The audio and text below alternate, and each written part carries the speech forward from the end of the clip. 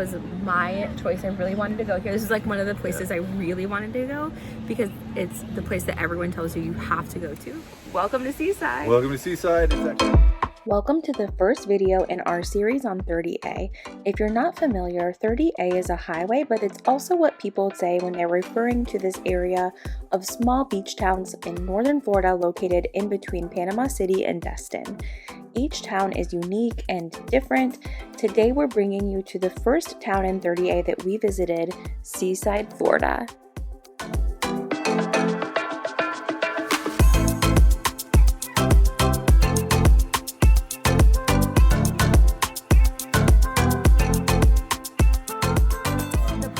Seaside is a little shocking. Yeah, Seaside parking is atrocious. There's nowhere to park, and also there's tons of parking, but no spots available. It is out of. We live in Florida, we are very used to. We kind of expected it, but we parked like a half mile from here, which is crazy, actually really good. We were lucky to get that. We didn't get to bring like the big beach stroller. Parking is something to consider. If you're staying here, then that's like totally fine. Yeah, if you're staying around not here, a big deal. It's very walkable at all. It's very walkable. Yeah.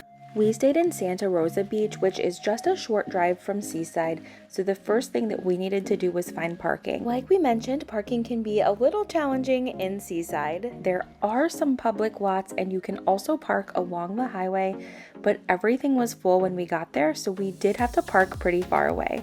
As you can see here, though, there's a pretty nice pedestrian trail that runs along 30A. You can walk or bike, rollerblade, whatever you want to do. It's a really nice sidewalk.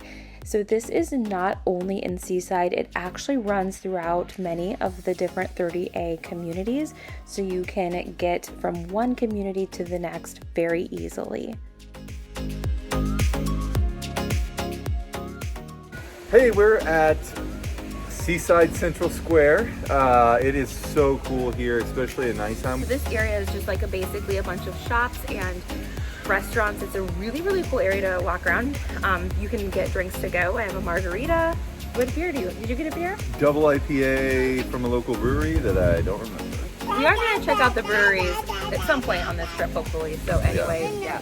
It's going to be real cold at the end of the week here, so we're thinking maybe we'll do more inside stuff then. We'll show you the video of some of the shopping and some of the restaurants. And sorry that this is after Christmas for you. It's after Christmas for us too, but the Christmas lights are up and it looks nice. It's so vibey. It is, yeah. It's so like, maybe add that to your list for Christmas time next year. But it's still a cool place even without Christmas. It's really fun to just grab a drink and walk around, go and shop, pop in and out. We will show you this area both during the day and at night, but here we are during the day, and this is a really cool area. Basically, you have the amphitheater and a huge grassy area in front of it where there's always kids playing and people hanging out, and then around the amphitheater and grass area are a bunch of shops and restaurants that surround it kind of in a U shape. Then at the edge, like along the road, is where you'll find the food trucks. All of the food trucks are in Airstreams, so it's called Airstream Row. And my favorite thing to do in Seaside was grabbing a drink to go and wandering around this area.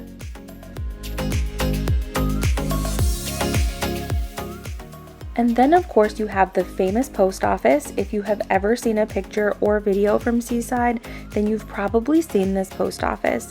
It's very charming, and I think it's especially charming during the holidays when it's all decked out like it is here. I was actually kind of surprised that it was so small. I kind of thought it would be bigger for some reason, but it is a real working post office. We actually had a package that I needed to ship, so here Mitchell is doing that for me.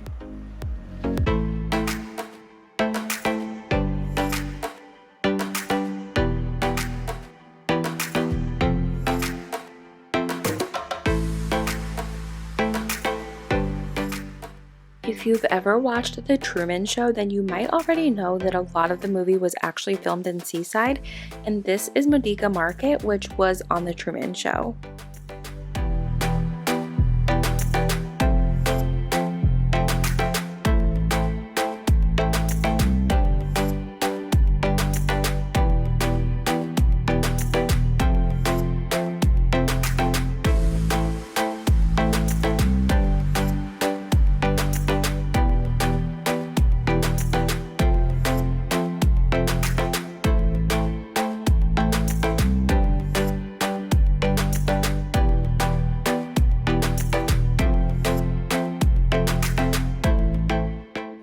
Just across the street from the amphitheater area, you're going to find the most popular restaurant in Seaside, which is Bud and Alley's.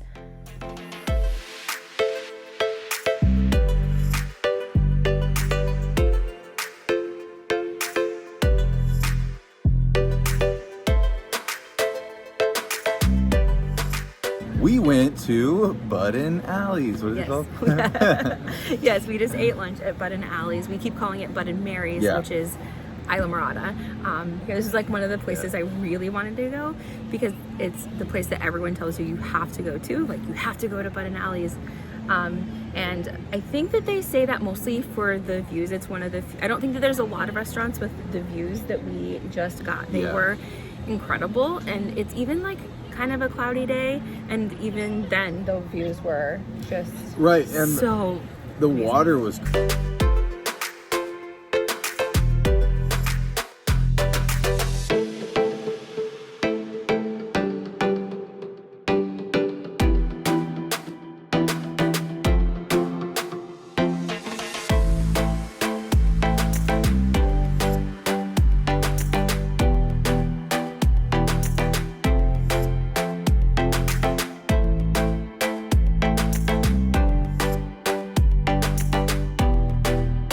I got the blackened shrimp and grits. They were really, really good.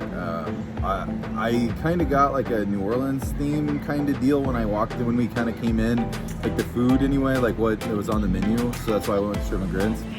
But it was really, really good. Reminded me just of New Orleans. Not quite, obviously perfect, but it was great. And then I got a 30A Beach Blonde, which is really, really good Beer was good. Yeah, it was real good. We also got an appetizer. We got sweet potato fries, which might not sound like anything fancy, but they were like the good, best sweet potato fries I've ever had. And I want to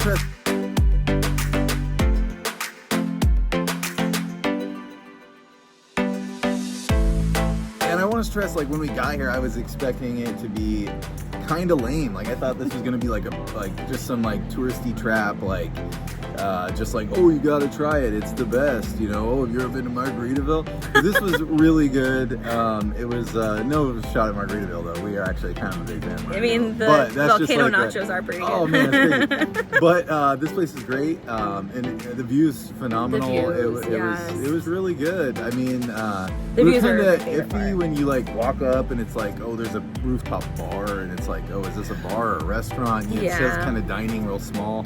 So we weren't expecting a lot, and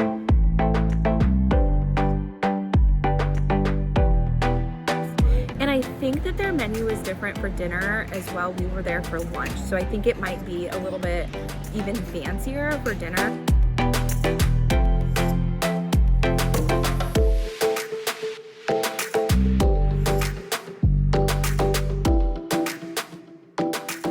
I do think you need to come here once at least, for sure. I don't know that it's going to be like my number one have to come back to every time, because there's so many restaurants here. I don't. And the menu wasn't anything crazy. At least their lunch menu wasn't anything. So yeah, that's our take. Is good. It was good. I don't necessarily think it's almost overrated. The same as everything else, but like the food was good. So then also like they have like downstairs dining, like they have a pizza place, or like Italian. I think it's a pizza, might be Italian. I don't know. Yeah.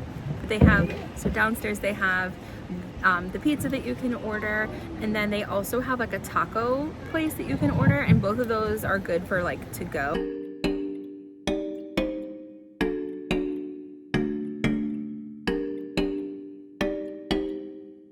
I think our cue, we will keep you guys up to date.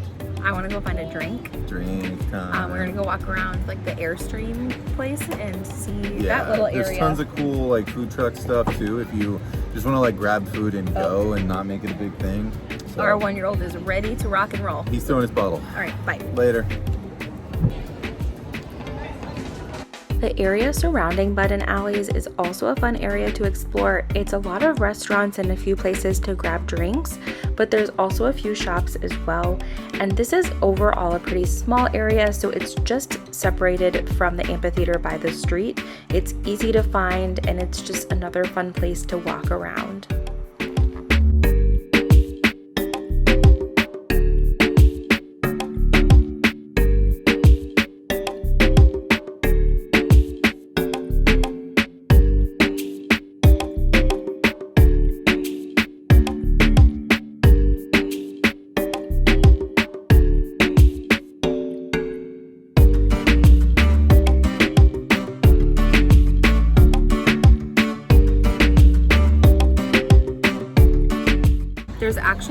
ton of public beaches. Like, it's a lot of the beaches are like reserved for the locals or for like the local, like whatever is there, condos, houses, whatever. So if you're not staying at a place that has beach access, it might actually be kind of tough to get to the beach. Not impossible, there are some public spots. I've heard that in season they get really busy, but that's something to consider if you want beach vacation. Just do your research on where you're staying to make sure that it has beach access if that's important to you. I think I've only seen like one public entrance. There's tons of entrances, but it's all private. Yeah, So, you're not allowed. And they'll, seems like a lot. I think that they do get pretty aggressive about like making sure you do not stay. Yeah.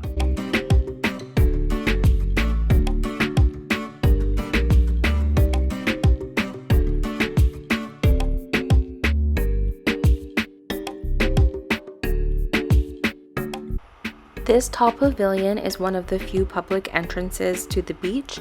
Seaside is actually known for the pavilions that mark the entrances to their beaches. Each one is different and unique. This is probably the most photographed and probably the one that you've seen before if you've seen any of them, but all of them are really cool. Even though this is the only public one, most of them are private, you can still see them.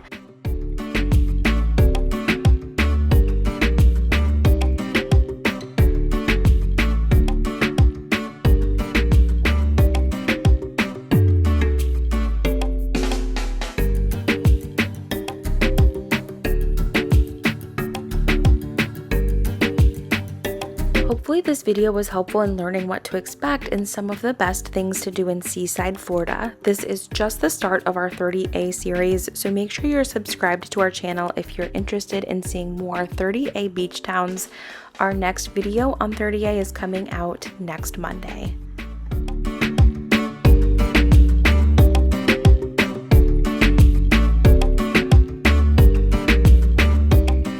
That in there. Who is that? I just shared some food because nothing. Big wheels, so we have the small wheel stroller, and everything's brick. That guy's got a cool hat on, but everything's bricks. So